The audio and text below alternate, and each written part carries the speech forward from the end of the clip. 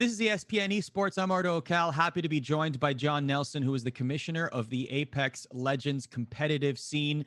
And big announcement, the Apex Legends Global Series continues on with a 4-month series, a summer circuit with a $500,000 prize pool. John is here to break this news down. So let's talk about the competitive scene going into this. Obviously, the pandemic changing plans, but we've seen a lot of online competition for Apex Legends lately. How has it been from your point of view?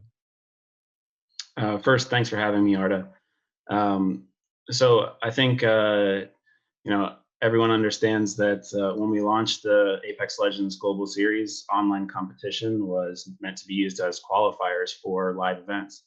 And in the early months here, in reaction to the coronavirus, we've been adding online competition really to replace uh, where we were supposed to have live events within the calendar. And with the summer circuit, what we really wanted to do was create a story that we were going to have with online and live events in combination previously, but really need to create with where we are now in an online only world. Um, and so we've created these interconnected competitions that will run throughout the months of the summer. And something also that we really wanted to create with the summer circuit is live events were going to be our opportunity, both for players and viewers, to see what happens when the best teams from each region come together and compete against each other. And those online competitions that we had created previously were meant to find regional representatives for live events. Um, and without those live events, we didn't get to see those teams competing against each other. So with the summer circuit, you're going to see regions combine to compete against each other in a cool way. That's going to be able to we're going to be able to see some of the number one team in each region. What happens when those two juggernauts come together and actually get to compete against each other? How one of the big pieces of feedback from the community was simply the number of events at one point in time, right? So, like, how much did that factor into programming and creating competition from your point of view throughout the summer and even the rest of the year? How important was it for you to be as busy as possible on the Apex Legends competitive calendar? So I think our community has really responded in an exciting way to the online competitions that we've added to the calendar in April and May, where we've had a regular cadence of two online competition once every 2 weeks, and we've seen the participation numbers and the viewership numbers, kind of going up from one to the next. So we wanted to keep that cadence throughout the summer, of giving players an opportunity to compete on a regular basis, but also viewers giving them an opportunity to tune in to the highest level of competition regularly throughout the summer.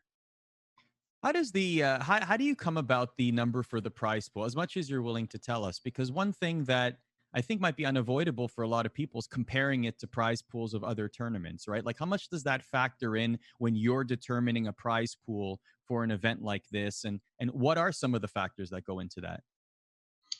One factor is that when we announced the Apex Legends Global Series, we announced that we'd be awarding over $3 million over the course of the ALGS, and we also announced major events at which we would award $500,000 of prize money.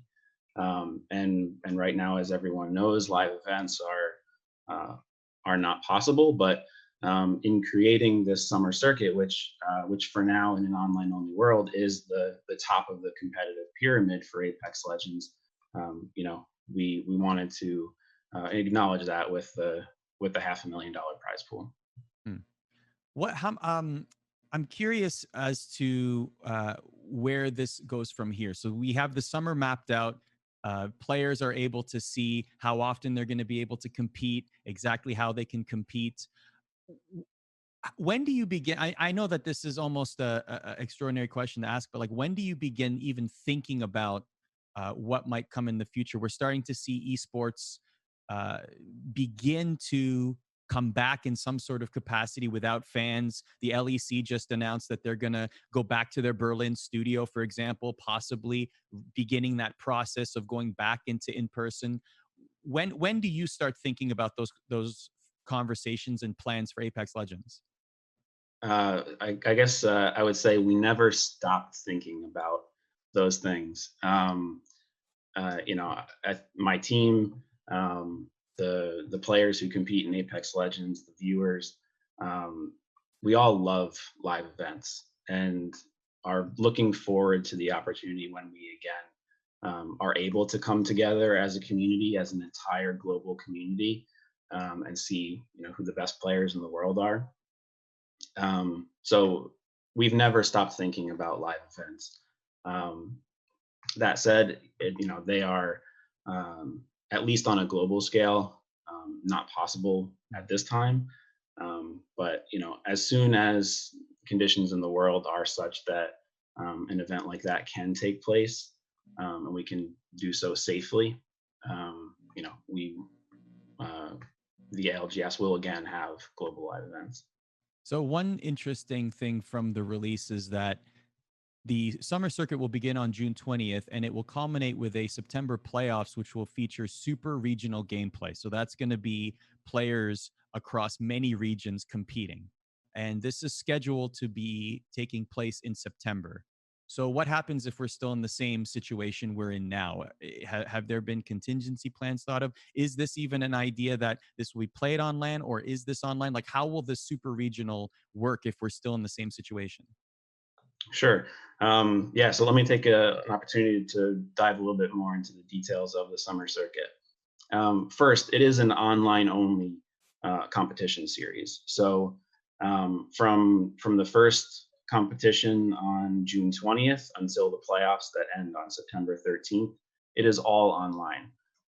So there are no live events planned within the summer circuit. And the super regional gameplay is actually something that we're going to be able to see from almost the very beginning.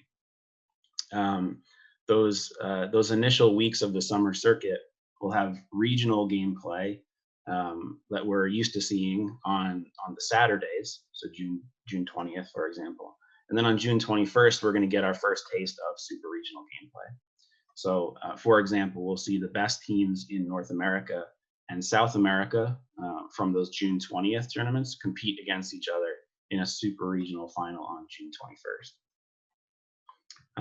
And then to give you some more detail, those initial weeks of the summer circuit are all about qualifying for the playoffs. So teams are going to compete through those regional and super regional competitions through the first several weeks to earn points and try to qualify for the playoffs. The playoffs itself is just the final super regional competition where the best teams over the course of the summer circuit will get to compete for the lion's share of prize money. If I'm understanding this correctly, would that possibly mean that there will be teams around the world competing in a custom lobby? Not the entire world. Okay, so just certain So regions? right. Um, so for example, we're combining Japan and Korea into a super region. Okay. We're combining Greater Southeast Asia and Australia and New Zealand into a super region. Europe and Middle East and Africa are being combined into a super region, and North America and South America into a super region. So And there's 4 super regions. At this point, we're not talking about combining the entire world into okay. one lobby. There are concerns about latency and Yeah, competitive that's what I was integrity getting at. in combining any further than we are for the summer circuit. So those geographical regions were specifically selected such that you can maintain the integrity of the game while still competing across regions. And you're confident that the latency will be okay for the competitors given the regions you've selected to be super regions. That's right. Okay. I'd love to pick your brain about, as a commissioner of the Apex, of Apex Legends competitive. I'm wondering what your thought process is or how you react when other games come onto the scene. A lot of people are talking about Valorant right now, for example, right? And we've seen a lot of pros from different FPS titles, including Apex Legends, decide they want to go pro in Valorant. Like when you see this, how do you react as a commissioner of another league, and how does that factor into the decisions that you make? Um, so my reaction is, there's a lot of video games out there, a lot of um, competitive video games of all different genres, and so gamers are gonna play um, what what gives them the best feeling of playing a video game. I know for me personally, it is Apex Legends. That's the game that really kind of hits everything that I'm looking for in a video game. So that's what I'm playing on a nightly basis. And when new video games come out, it's an opportunity for gamers to try it out and see if that's the thing that they most want to play. From an esports perspective, um, you know, uh, I don't I wouldn't say that I react in any specific way to a game, to a particular game launch. Really, you know, in creating what's best for Apex Legends, we need to focus on the Apex Legends community um, and doing what's right for our players and viewers. Is there any concern on your end that you've seen many pros from different FPS titles, including Apex, move to Valorant, or do you think that that is going to be a temporary thing, and your, things like the summer series and future announcements will remain a very healthy Apex Legends competitive ecosystem? So obviously, Apex Legends hasn't been around forever. The game launched roughly 16, 17 months ago, and before there was an Apex Legends, there were players of other FPS titles who tried out and fell in love with Apex Legends.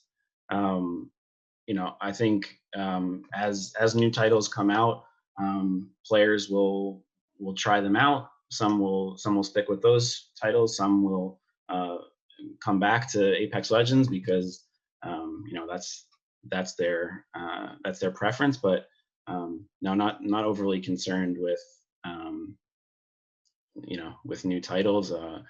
The industry is going to continue to create games and create games that people love. So um, you know we will continue to focus on the Apex Legends community and what's best for that community moving forward. Let me ask a couple of long term Apex Legends competitive questions. One thing that I was very interested in before the pandemic hit was the format of Apex Legends tournaments, right? Like what we saw in Poland, what we saw at X Games, the tweaks that the team was making, you and your staff were making to the presentation of Apex Legends competitive.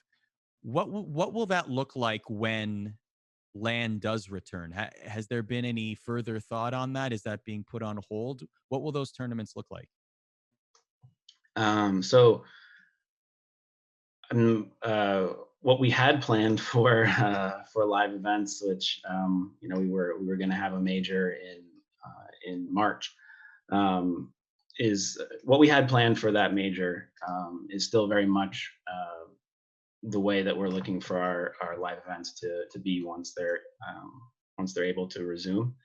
And that is again, uh, a lot of teams. We're planning for 100 teams at live events. We had 80 in Poland.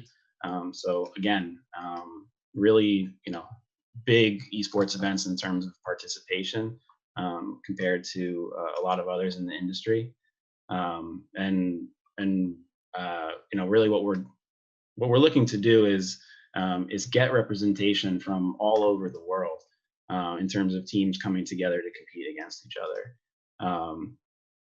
And in terms of the specific format, the way we're breaking that down is having an open competition that starts out the weekend, that leads into a more closed competition later in the weekend that has some pre-seeded teams. So essentially, performance over the course of a certain period of time will earn some teams advanced placement in the competition. So you have kind of like your open bracket to start out, where the survivors of that open bracket would compete against the advanced placement teams later on in the weekend. So that's And something, again, yeah. the match point format that we used Hmm. in Poland, we'll be looking to use that at live events in the future. We're going to use it in the playoffs of the summer circuit. So that again is our kind of tournament ending mechanic, where teams have to reach a certain points threshold within the finals. In the case of Poland on the summer circuit, it's 50 points. So teams have to reach 50 points, and then once they do, if they win a subsequent match, they are the tournament champions. Is there, I love that format, except when the broadcast goes very long. Is there any concern about broadcasts continuing on for several hours on end and burning out the audience and players?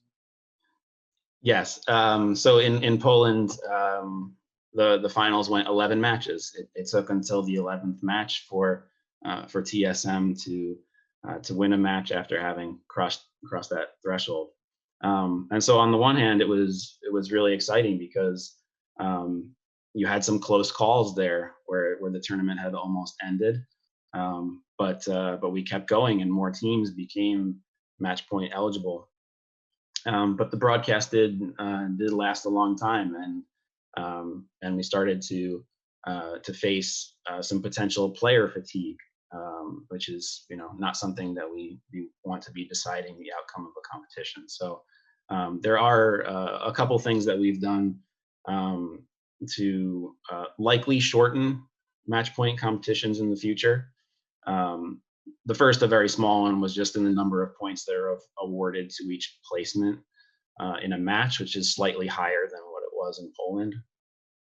But the biggest one is that we're now awarding starting points to certain teams. So in a live event format, the teams that are coming from the winners bracket will actually start the finals with points. So the number one winners bracket team will start with 10 points, number two with 9 points, and kind of descending on down like that.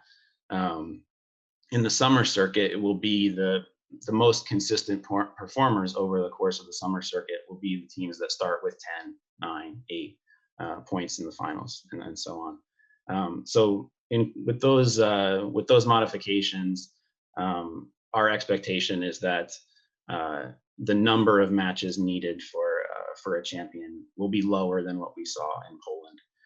How much lower? Really, we'll see how the story unfolds. But we feel like it'll be less than Poland. But who knows? The way the match point format works, it could be a 3-match final, and so we'll see in September. My last question for you, John, is I am always fascinated with the relationship between the competitive side of things and the developer, because there's always two masters to serve in that situation, right? There's the competitive community, but then there's the casual fan base, which is often a multiplier of 10 or 20 or 100 or whatever, right? The casual fan base is always going to be the larger group of people playing as opposed to competitive. But what is that relationship like between yourself and Respawn EA? It continues to get closer every day. I think from the launch of my team was working with the development teams prior to the launch of Apex Legends, but when the game launched, almost immediately it was apparent to everyone how important competitive was to the game, and how much players and viewers enjoyed the best competing against each other. And so that has really fostered a close relationship between the competitive gaming team and the development team. And so, it's I guess it's kind of funny to say, but the work from home environment that we're in has even allowed us to become even closer with our development team partners.